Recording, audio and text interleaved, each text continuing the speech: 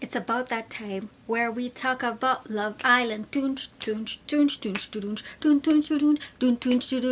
Welcome back to my channel for another review of Love Island US Season 2. Today I will be recapping, reviewing / doing commentary on episode number 10. And when I say episode number 10, note that this does not include the More to Love weekly episodes that covers all the events that were unaired for the season. This is strictly what happens day by day, minus the weekly recap. So now that we have that out of the way, at this point we have 6 couples: Johnny and Sally, Caleb and Justine, Calvin and Moira, Connor and Mackenzie, Carrington, Kirsten, and Trey and Lauren. So how this episode started off was Connor getting a text that invites the Islanders to choose a couple to send over to the hideaway. And as soon as that text comes to the phone, Mackenzie grabs Connor by the hand and is like, okay, I'm ready, let's go. And like she mockingly gets up and walks off. And Connor is just like, yeah. He doesn't respond with the same fervor she does. And Moira is just like, don't you think we should like vote? Of course she's stuttering and stammering as she is trying to express that she thinks that it should be a group decision and not just a singular decision, to which Mackenzie just like gives her the stink eye. And you all know how Mackenzie is so hyper. She's hypersensitive. This chick like catches feeling like California catches fire, okay? Instantly. So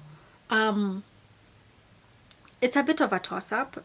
Some of the people agree with Moira, and some of the people feel like, you know, just let them go, because obviously Mackenzie is hurting for it. So eventually Lauren is just like, listen, if they want to go, just let them go. And Carrington and Kirsten are like, yeah, you guys should go, because like Justine was like, don't Kirsten and Carrington want to go as well? So it was a toss-up, but in the end everyone was just like, we don't want no drama, go on girl. So they get ready and then they go to the hideaway, at which point they come closer. You know, we're trying to keep it clean in this channel, so I'm not going to go into whatever went down, whatever conversations were had there. If you want to know, go check it out. Yeah, so since Kirsten and Carrington didn't get a chance in the confessional, Kirsten was like, yeah, we are going in next, so make sure like you change the sheets, because next time it's gonna be our turn. And since they didn't get that chance, Kirsten was like, you know what, I'm gonna go get mines in the shower with Carrington. It's not fully disclosed what happened, but obviously there was like closer physical contact and the birthday suit. That's all I'm gonna say. Do I approve of any of these interactions? Ain't none of my business. I'm just here sipping my tea, keeping it clean, you know, minding my business.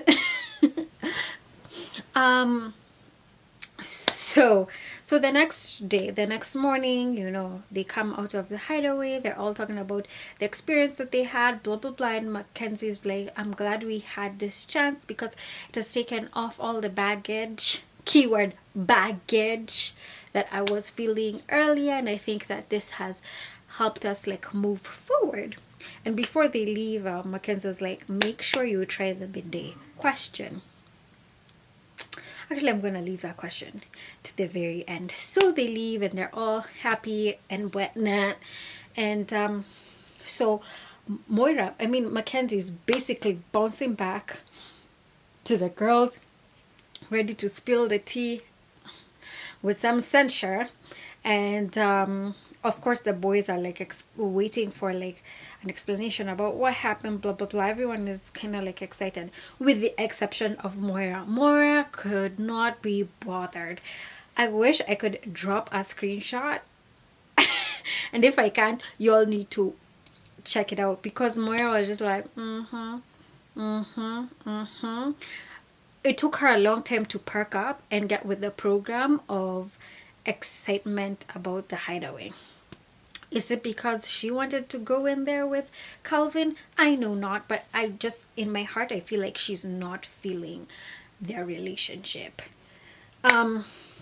So Moira goes in, and then she's talking about how the experience was, and basically how she blew Connor's mind. That's just the conclusion. She was flexing on the girls, like talking about how she got skills and whatnot, and Connor is just busy being a gentleman, deciding not to kiss and tell, and all he's saying is like, I won't say much, all I will say is that it brought us closer. Yeah,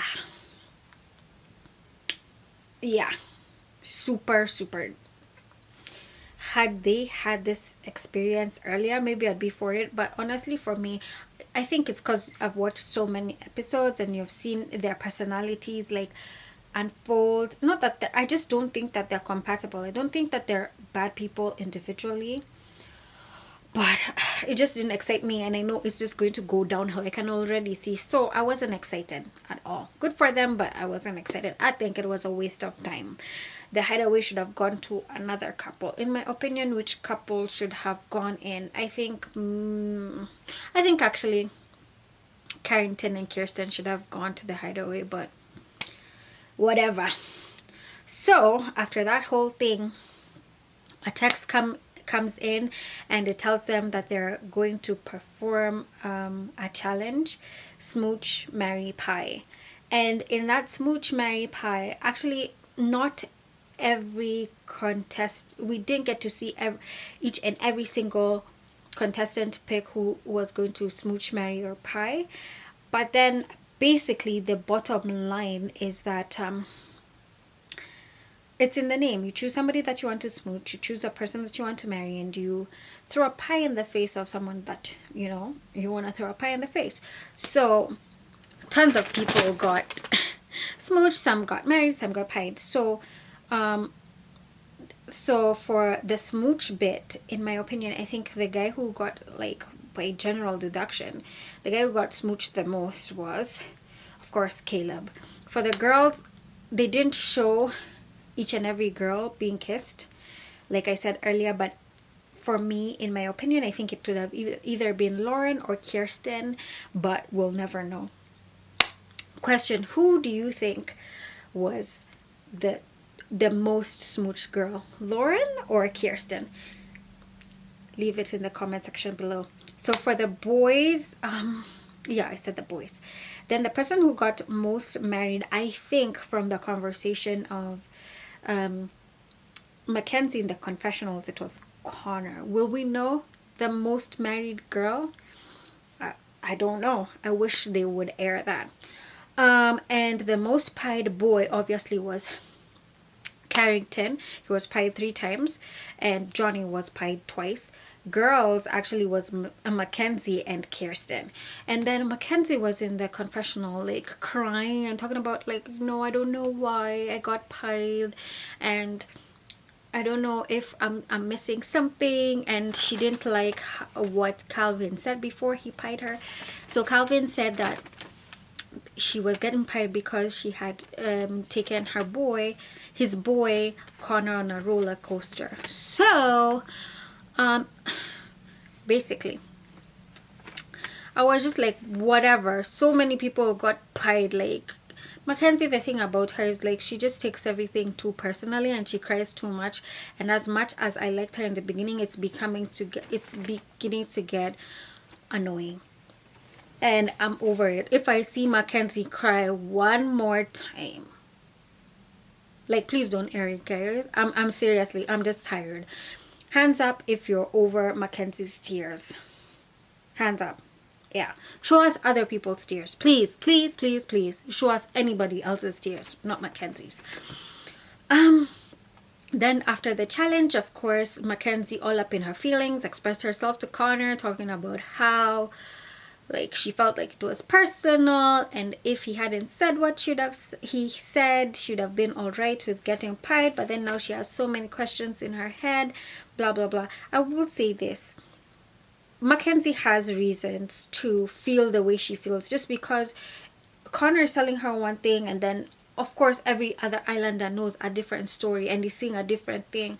So in her head, she doesn't see, or she doesn't have the clarity that everybody does. So I won't really hold it against her, but like, her reaction is what is putting her off so many people, including the viewers.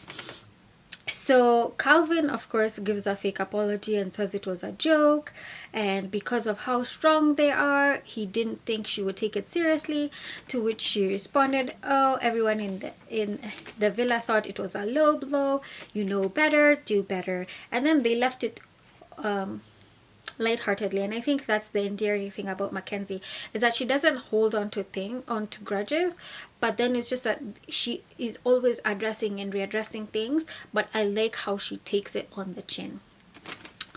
So yeah. Then Moira and Calvin, oh my gosh, this is the most boring couple in the villa in my opinion, because they're talking about, oh, they're going on a slow pace, and you know, they need to move a bit faster emotionally and try to get closer. And then she's like, yeah, she's not going to put all her eggs in his basket. And I'm just like, who are you trying to kid? You know you have all your eggs in his basket. So I highly doubt that you will treat him the way you treated James, which was not cool, by the way. And I just think she's just so into him. I'm not sure if he's as into her, but we'll see. But I'm bored at this point. Everyone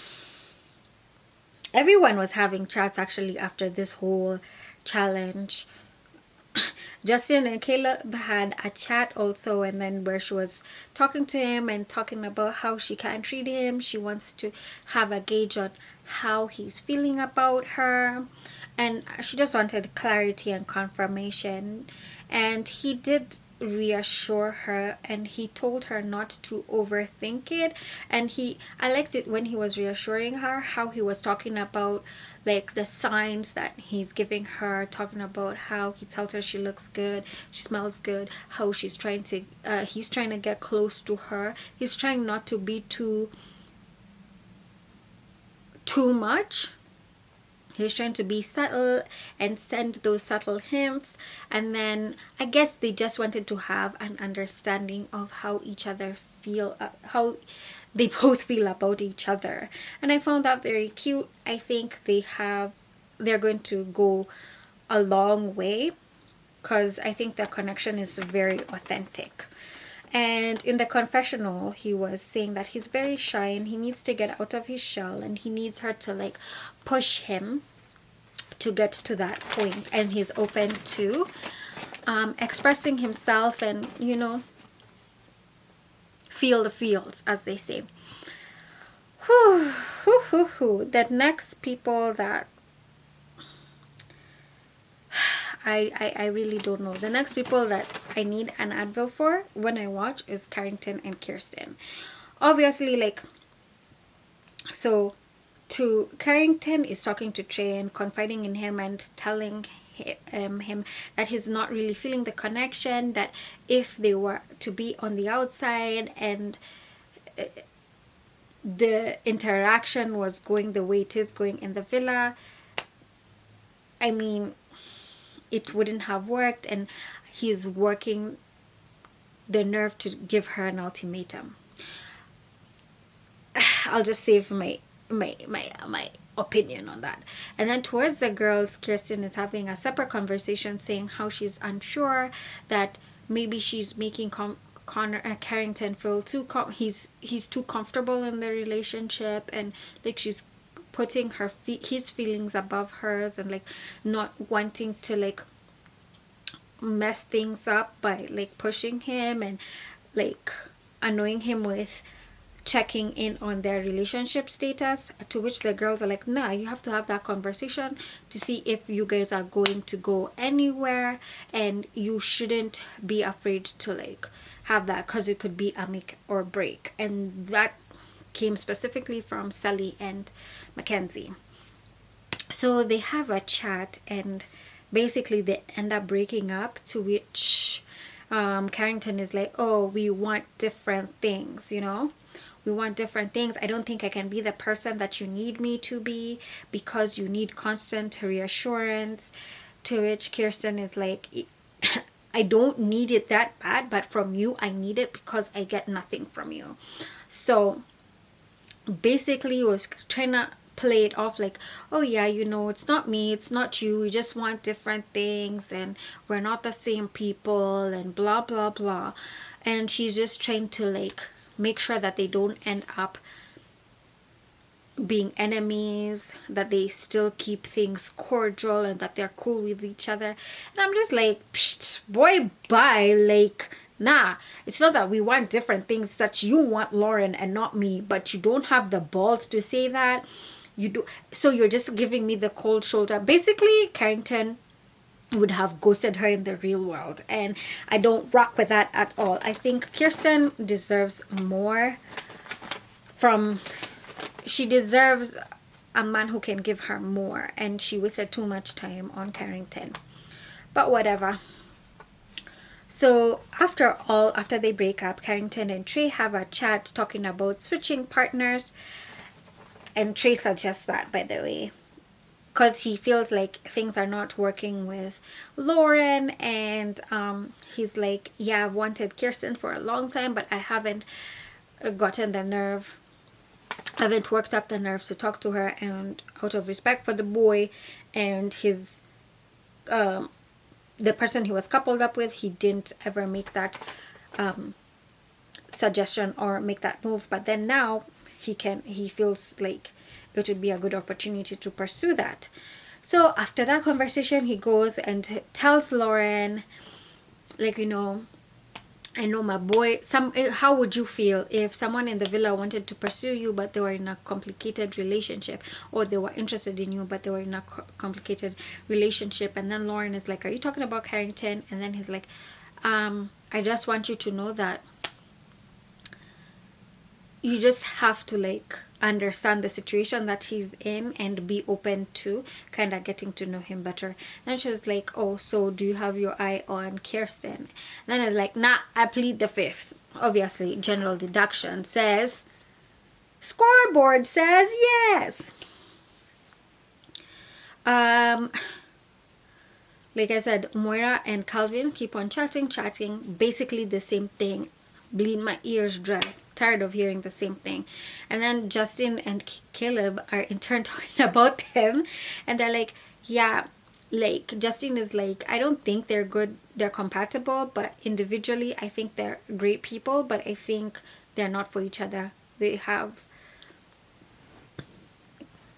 they would have like better connections with different people. They just haven't met those people yet. And then Johnny and Sally are talking about Justine and Caleb, and you know, Sally is besties with Justine, and so she's and they're talking about them. I found this very interesting and very cute. While she's giving Johnny like a facial and a back rub, and I love how Johnny is comfortable with being a metrosexual. Like, that dude grooms himself like no man's business. So they're comparing like different couples, and not different couples specifically per se, but specifically Justine and Caleb. And then they say that they're a good match, but they're not on their level. And yeah, basically Johnny more so is 50-50 on their relationship, and he's like, yeah, maybe they'll grow, maybe they'll improve, because Caleb is super into his feminine side and his emotions, and he knows how to connect with ladies, so there could be a connection. Personally, I think Justine and Caleb are perfectly matched. So after all that, a text comes in telling them that there's going to be a neon party. They're supposed to get their groove on and everybody's having a good time. I will say this, Trey really knows how to bust a move, and he broke no sweat on the dance floor. I really enjoyed seeing that.